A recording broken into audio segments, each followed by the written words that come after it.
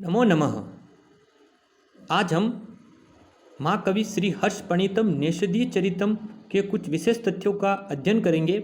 इससे पूर्व वाली क्लासों में हमने पढ़ा था कि नेषदीय चरितम जो श्री हर्ष के द्वारा प्रणीत है, जिसको महाकाव्य की श्रेणी में लिया जाता है, और यह भ्रतत्रयी में सम्मिलित है। हमारे संस्कृत साहित्य में 3 भ्रतत्रयी है, जिसमें किरातार्जुनीयम जो भारवी की रचना, शिशुपाल वधम जो कवि माघे की रचना, और नेषदीय चरितम जो श्री हर्ष की रचना है, जो 22 सर्गों में तथा 2830 इसमें कुल श्लोक है, तथा इसका प्रधान अंगिरस श्रृंगार रस है, तथा इसमें विप्लम श्रृंगार और उसके उपरांत संयुक्त श्रृंगार रस की प्रधानता है, और इसमें वीर, करुण, हास्य आदि रस सहायक रूप में प्रयुक्त हुए, और भयानक एवं रौद्र रसों का भी इसमें पूर्ण अभाव पाया जाता है। तो और श्री श्लेष को श्लेष अलंकार श्री हर्ष का सबसे सर्वप्रिय अलंकार माना गया है। इस तरह से इसके जो नायक थे, निषद देश के राजा नल जो धीरोदात्त नायक की श्रेणी में आते हैं, नायिका विदर्भ राजकुमारी दमयंती है, ठीक है, और खलनायक जो प्रतिनायक है वह इंद्र है, तथा अन्य पात्रों में अग्नि, यम, वरुण, हंस, राजा भीमसेन, नारद, सरस्वती आदि का वर्णन इसमें आया हुआ है। ये प्रमुख पात्र इसमें उल्लेखित है। तो आज कुछ विशेष तथ्य है जिनका हम अध्ययन कर रहे हैं। सबसे पहले नेषदीय चरितम में एग्जाम परीक्षा के उपयोगी एक पंचनली व्याख्यान के बारे में पूछा जाता है कि नेषदीय चरितम पंचनली कौन है। पंच का अर्थ होता 5 है ना। तो इस महाकाव्य में 13वें सर्ग में इंद्र, अग्नि, यम, वरुण ये चारों देवता दमयंती को प्राप्त करने की इच्छा से नल का रूप धारण करके स्वयंवर सभा में आते हैं। साथ ही निषद देश के राजा नल भी स्वयंवर सभा में उपस्थित होते हैं। इन पांचों के एक ही रूप को पंचनली कहा गया है, ठीक है ना। यानी कहने का तात्पर्य पंच यानी 5 और नली यानी नल का रूप, यानी 5 व्यक्ति जब नल के रूप को धारण करते, जिसमें प्रमुखतया नल तो विद्यमान ही है, वो 4 अन्य जो देवता हैं जो दमयंती के स्वयंवर में आए, वो 4 देवता कौन कौन है? इंद्र, अग्नि, वरुण और यम। याद रखिए कि पंचनली का व्याख्यान का उल्लेख कौन से महाकाव्य में आया, तो वह श्री नेषदीय चरितम में आया। और पंचनली में कौन कौन सम्मिलित है, तो स्वयं राजा नल है, और उनके रूप को धारण किए हुए इंद्र, अग्नि, यम और वरुण ये चारों, और स्वयं राजा नल, ये पंचनली इसमें उल्लेखित है। इसके पश्चात एक संस्कृत साहित्य में एक श्लोकों के संदर्भ में देखते हैं श्री हर्ष की किस तरह से उनकी विद्वत्ता को उल्लेखित किया गया है। कि एक श्लोक है कि तावद बा बारवेर ब्राति यावत मागश्य न उदय उदते नेषिद काव्ये कव मागह कवच भारवीह। क्या कह रहे कि तावद भा भारवेर भाति यावत मागश्य न उदय, यानी कहने का तात्पर्य है कि अर्थात भारवी की कृति तब तक चमकती रही, यानी महाकवि भारवी का जो यश है तब तक चमकता रहा जब तक कि यावत माग्यस्य न उदय, यानी जब तक कभी माघ का उदय नहीं हुआ था। कहने का तात्पर्य है कि महाकवि भारवी ने जो किरातार्जुनीयम की रचना की थी, उस कृति के द्वारा उनका जो यश था वह तब तक ही विद्यमान रहा जब तक कि यावत माग्यस्य, यानी जब तक महाकवि माघ ने शिशुपाल जो महाकाव्य है उसकी रचना नहीं की। फिर आगे क्या बर उदते नेषिदे काव्य कव मागह कवच भारवी, यानी परंतु जब नेषिदे का अर्थ नेषदीय चरितम, यानी परंतु जब महाकवि श्री हर्ष के द्वारा नेषदीय चरितम काव्य का उदय हो जाने पर, यानी महाकवि हर्ष के द्वारा जब नेषदीय चरितम काव्य का उदय हो जाने पर कव माग कवच भारवी, यानी इन दोनों की कृति भी क्या हो गई, निश्चय प्रभावी हो गई। यानी निषद देश के राजा नल और दमयंती की जो कथा को वर्णित कर जो श्री हर्ष ने नेषदीय चरितम काव्य की रचना की, तब इस काव्य की रचना के पश्चात भारवी के द्वारा रचित किरातार्जुनीयम और शिशुपाल वध जो माँ की रचना, इन दोनों की कृति, इन दोनों महाकाव्यों की कृति इस नेषदीय चरितम के सामने थोड़ी सी कम हो गई थी।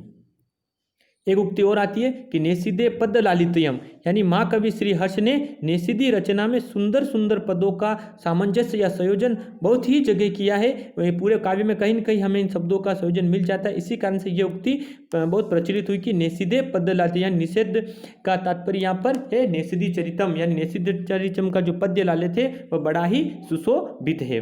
फिर एक उक्ति और आती है नेषिदम विद्वद औषधम, बहुत अच्छी उक्ति है। क्या बता रहे हैं कि नेषदम विद्वद औषधम, यानी श्री हर्ष के द्वारा रचित नेषदीय चरितम काव्य में विविध शास्त्रीय सिद्धांतों का वर्णन, श्लिष्ट एवं क्लिष्ट शब्दों का सुंदर एवं सामंजस्य प्रयोग, इस ग्रंथ में विशेषज्ञता प्राप्त करना विविध शास्त्रज्ञता का परिचायक माना जाता है। अतः नेषदीय चरितम काव्य को विद्वानों के लिए औषध या रसायन माना गया। कहने का तात्पर्य है कि नेषदम विश्व औषधम, यानी विद्वान ही नेषद का आनंद ले सकते हैं। सुप्रसिद्ध विद्वान डॉक्टर सुशील कुमार डे को अपने संस्कृत साहित्य के इतिहास में विवश होकर कहना ही पड़ा कि इसे तो मानना ही पड़ेगा कि नेषद चरितम एक वैदुष्यपूर्ण काव्य ही नहीं अपितु अनेक प्रकार से परंपरागत ज्ञान का भंडार और किसी व्यक्ति को उस समस्त ज्ञान से पूर्ण सुसज्जित होकर ही इसमें नेषद में प्रवेश करना चाहिए। यानी अगर हम नेषदी चरितम महाकाव्य का अध्ययन कर रहे हैं तो निश्चित रूप से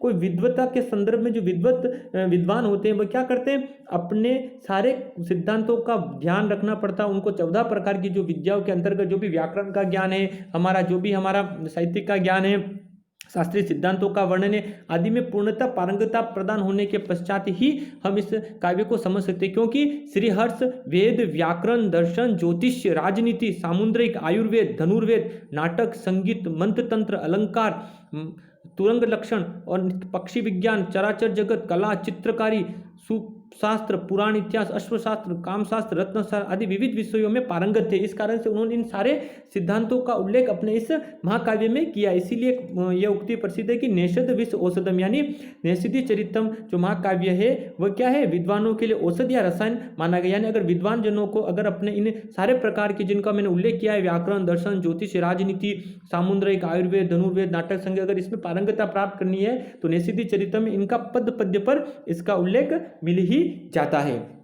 इसीलिए इस उक्ति को बताया है कि नेषद विश्व औषधम। इसके पश्चात एक और आता है श्रृंगार अमृत शीतगुह, यानी श्री हर्ष का नेषद महाकाव्य श्रृंगार के मनोरम वर्णन के कारण श्रृंगार रूप अमृता का चंद्रमा कहलाता है। यानी श्री हर्ष का जो नेषद महाकाव्य वह श्रृंगार रस का बड़ा ही इसमें मनोहारी चित्रण प्रस्तुत किया, इसीलिए इसे श्रृंगार अमृतम शीतगुह, शीतु का था चंद्रमा, यानी श्रृंगार रूपी अमृत का यह चंद्रमा कहलाता है। यह महाकाव्य श्रृंगार रूपी अमृत का चंद्रमा से सुशोभित है। कवि ने स्त्री सौंदर्य वर्णन में भी अपनी विलक्षण सहृदयता का परिचय दिया है। इस महाकाव्य में श्रृंगार के संयोग और वियोग दोनों पक्षों का बड़ा ही सुंदर चित्रण प्रस्तुत हुआ है। इस महाकाव्य का अस्थायी भाव रति होते हुए भी इसमें उत्साह, हास्य, विस्मय, जिगुप्सा, शोक, क्रोध आदि भावों को भी अवसर उपयुक्त मनोरम व्यंजना हुई है।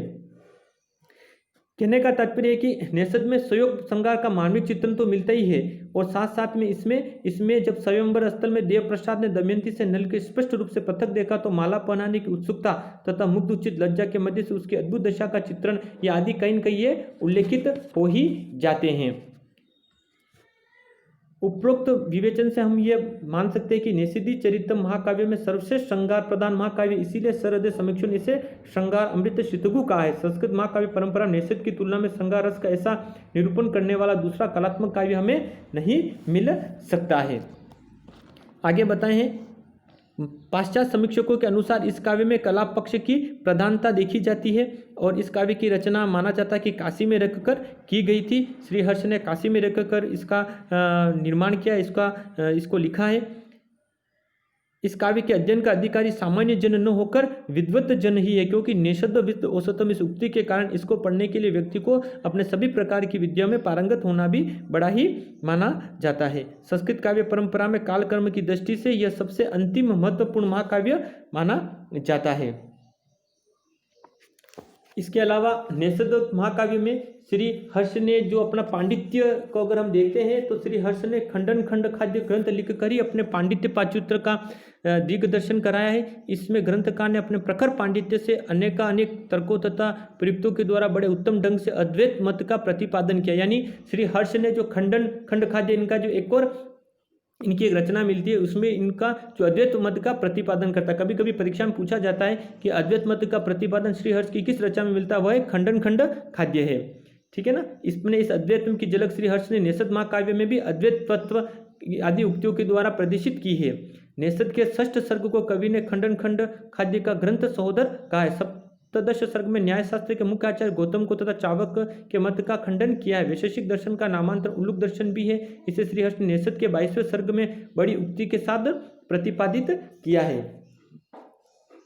श्रीहर्ष के द्वारा रचित नेषदी चरितम महाकाव्य का अलंकृत भृतत्रयी में महत्वपूर्ण स्थान है। जो भृतत्रयी 3 प्रकार की हमारी शिशुपाल वध जो माघ की रचना, किराता अर्जुनम जो 12वीं की रचना और तीसरी हमारी भृतत्रयी में नेषदी चरितम आता है। उनकी काव्य कला एवं बहुमुखी प्रतिभा के कारण ही समीक्षकों ने ये उक्ति कही है कि जो भी हमने पढ़ी है कि उत्तदे निषिद्धे काव्य कवच माघ कवच भारवी, यानी निषेध के उदय होने जाने पर माघ और भारवी की जो यश है वो कम हो गया था। इन काव्यों की जो रचना है शिशुपाल वध जो माघ की रचना है, किरातार्जुनीयम भारवी की रचना है, इनका जो यश है वह श्री हर्ष के द्वारा रचित निषिद्धि चरित्रम का उदय हो जाने पर इनकी कृति कम हो जाती है।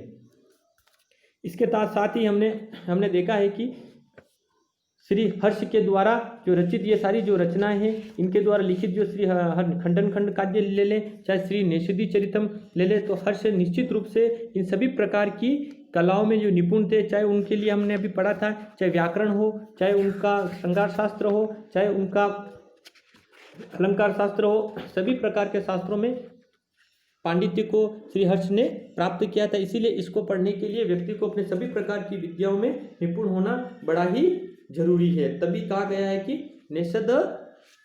नेषदम विद्वद औषधम, यानी निषेध जो है वह विद्वानों की औषधि माना गया है या रसायन माना गया है।